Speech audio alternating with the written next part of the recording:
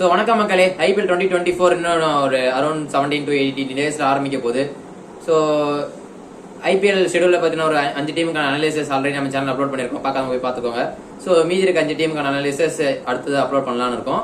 So அதுக்கு முன்னாடி CSK management and CSK fans பொறுத்தவரை மேஜர் ப்ளோனே சொல்லலாம். லாஸ்ட் இயர் ஃபைனலோட ஒரு பிளேயர் ஆஃப் த மேட்ச் வாங்கின டெவன் கான்வே ஃபேப் டூ பிளேஸஸ்க்கு ஒரு ரீப்ளேஸ்மெண்ட், பர்ஃபெக்ட் ரீப்ளேஸ்மெண்ட்டாக இருந்தார். ஸோ நம்மளோட இந்தியன் பிளேயர்ஸ், டொமஸ்டிக் பிளேயர்ஸ்லாம் ஆல்ரெடி ஜாயின் பண்ணிட்டாங்க. நம்ம ருத்ராஜ் கைக்வாடுமே ஜாயின் பண்ணிட்டாரு. எம்எஸ் தோனி ரிசப்ஷன்லேருந்து கிளம்பி வந்துட்டு இருக்காரு. ஸோ இவருமே ஜாயின் பண்ண போறாரு. இந்த நிலையில நம்மளோட டெவன் கான்வே ஆஸ்திரேலியாக்கு அகைன்ஸ்டா T20 மேட்சஸ் ஆடிட்டு இருக்காங்க.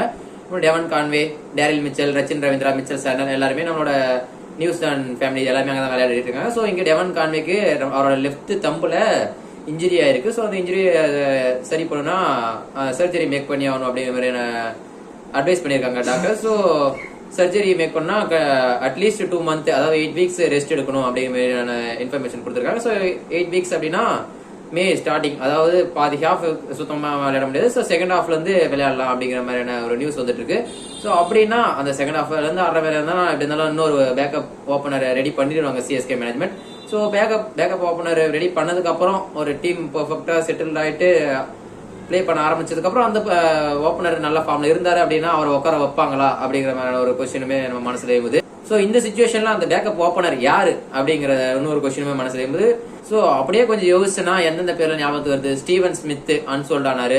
ஸோ நெக்ஸ்ட் பிலிப் சால்ட் இருக்காரு, ஒரு ஹார்ட் ஹிட்டர். ஸோ இவங்களுக்குலாம் போவாங்களா அப்படின்னு கேட்டீங்கன்னா கண்டிப்பா சான்சஸ் கிடையாது. ஏன் அப்படின்னா ஃபுல் டோர்னமெண்ட் அவைலபிள் இல்லைன்னா பேக்கப் போகலாம். ஸோ ஆஃப் டோர்னமெண்ட், அதாவது பாதி ஆஃபுக்கு செகண்ட் ஹாஃபுக்கு இருப்பாரு. ஸோ ஃபர்ஸ்ட் ஹாஃப்ல நம்ம மட்டும்தான் அவரை மிஸ் பண்ணுவோம். அதனால இருக்கிற டீம்லயே ஏதோ ஒரு பேக்கப் ஓப்பனர் தான் ட்ரை பண்ணுவாங்கன்னு தோணுது. அந்த பேக்கப் ஓப்பனரா நம்ம டீம்ல யார் இருக்காங்க அப்படின்னு பார்த்தோம்னா அஜிங்கே ரஹானே ஒரு பெட்டர் ஆப்ஷன். அவரோட ரோலே T20ல ஓபன் பண்றதா. ஸோ லாஸ்ட் இயர் நம்ம சிஎஸ்கே மேனேஜ்மெண்ட் அவருக்கான ஒரு நியூ ரோல் கொடுத்தாங்க. 1 down 2 downல இறங்கி அந்த ஹார்ட் கிட்டர் ஒரு 30, 40, 50s சீக்கிரமா எவ்வளவு சீக்கிரம் அடிக்க முடியுமோ அவ்வளவு சீக்கிரமா அடிச்சிட்டு இருந்தாரு. ஸோ அவர் இல்ல அப்படின்னா நம்மளோட ரச்சின் ரவீந்திரா அவர் ட்ரை பண்ணலாம், ஓப்பனிங் ட்ரை பண்ணி பார்க்கலாம்.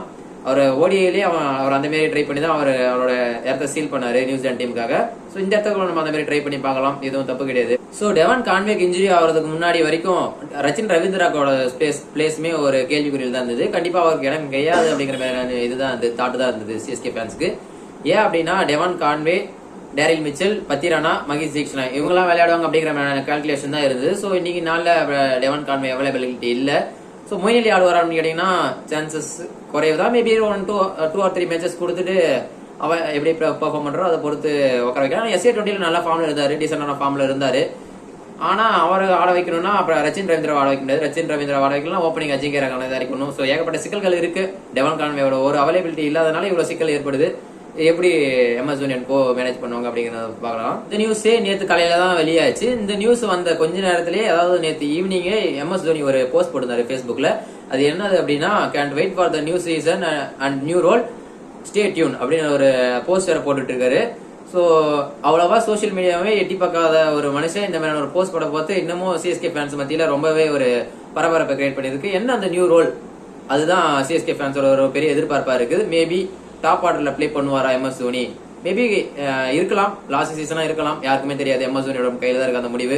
இன்னும் 2-3 சீசன் கூட விளையாடலாம் அவருக்கு இருக்கிற ஃபிட்னஸ்க்கு. பட் இருந்தாலும் லாஸ்ட் சீசனா இருந்துச்சு அப்படின்னா டாப் ஆர்டர்ல மேபி ஒரு சான்ஸ் ட்ரை பண்ணி பாப்பாரா? மேபி ருத்ராஜ் கைக்வாடு கூட ஓபன் பண்ணுவாரா அப்படிங்கிற மாதிரியான கொஸ்டினுக்குமே நமக்கு ஆன்சர் தெரிஞ்சிடும். இல்லைன்னா ரச்சின் ரவீந்திராவை ஓபன் பண்ண விட்டு 1 downல இறங்குறதுக்கான சான்சஸ் எதனா இருக்கா அப்படிங்கிற மாதிரி தெரியும். 1 downல மேபி இறங்குறதுக்கான சான்சஸ் கிடையாது. சமீர் ரிஸ்வி எடுத்திருக்காங்க 9 crores கொடுத்து. ஸோ அவரை யூஸ் பண்ணி பார்ப்பாங்க. அப்படி இல்லைனாலுமே டேரில் மிச்சல், சிவம் துபேலா இருக்காங்க. ஸோ மேபி ஓப்பன் ட்ரை பண்ணலாம் அப்படிங்கிற மாதிரி தாட் இருக்கு. என்ன பண்ணுவார் எம்எஸ் தோனி அப்படிங்கிறது பார்த்தா தான் தெரியும்.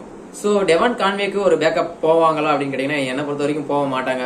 ஏன்னா அப்படின்னா ஒரு ஃபுல் சீசன் அவைலபிலிட்டி இல்லைன்னா ஒரு நியூ ஆப்ஷன் ட்ரை பண்ணலாம். ஒரு அவைலபிலிட்டி செகண்ட் ஹாஃபுக்கு அவைலபிள் இருப்பார் அப்படின்னும் போது ஒரு பிரைவேட் சும்மா இப்போதைக்கு ஒரு டெம்பரரியான ஒரு ஓப்பனிங் ஸ்லாட்டை மட்டும் கொடுத்துட்டு அதுக்கப்புறம் கான்வே வர பார்த்து கூட கொடுத்தாலும் கொடுக்கலாம்.